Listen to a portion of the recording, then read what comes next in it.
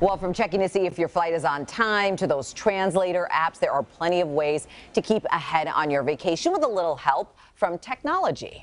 For a look at some of the most helpful apps for traveling, we're joined by David Fishman from Cadillac Travel Group. Always good to see you, David. Thanks for coming in. Nice to be here. Thanks for having me. You know, a lot of times we're going to places we've never been. We don't know what to pack. We don't know if it's going to be, hot and humid or, dry. So now there's an app for that to help you with packing. Literally, you can just put in where you're going and the things you're going to do.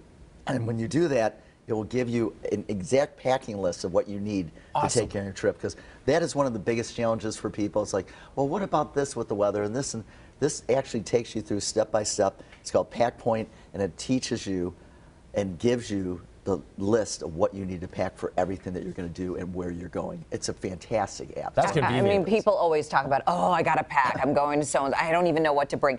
So aside from packing, what tends to be the other biggest challenge for folks when getting ready to travel? I think another pain point is what's going to happen with my flight. What's going to happen? Is it going to be on time? When do I check in and everything? So there's another app called FlightAware.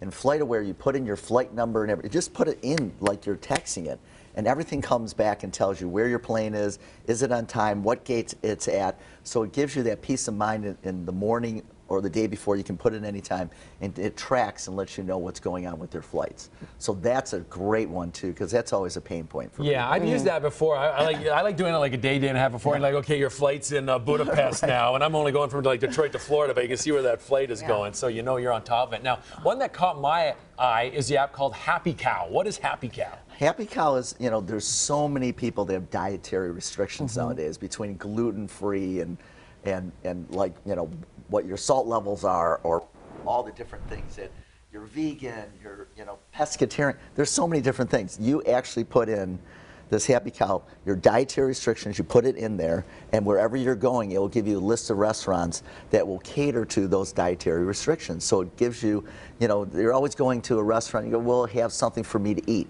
Now you'll know that the restaurants that will fit your dietary restrictions and fit whatever you are of the day, the vegan, the whatever you are. Yeah, it definitely makes life a lot easier. So translation apps are also huge. They've always been popular. They're gaining in popularity. Duolingo is a good one. Duolingo, what's nice about it is, some of the apps you'll talk and it'll tell you how to communicate, but this is beautiful is that you can actually hold it up and it will translate them as you're having a conversation.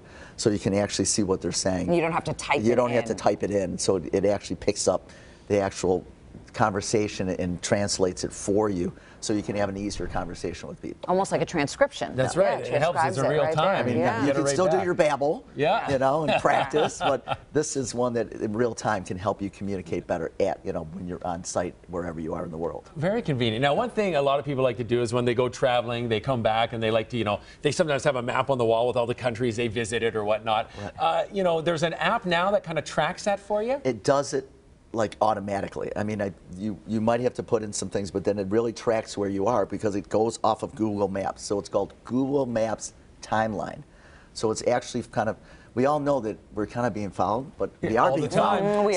So these are one of those times that you want to be followed because it will give you a nice timeline and give you a feedback of where you've been and the whole trip along the way, so you can come back and show people. It's like you don't forget, oh, I was at this place, it was so cool, what's the name? It's all in there.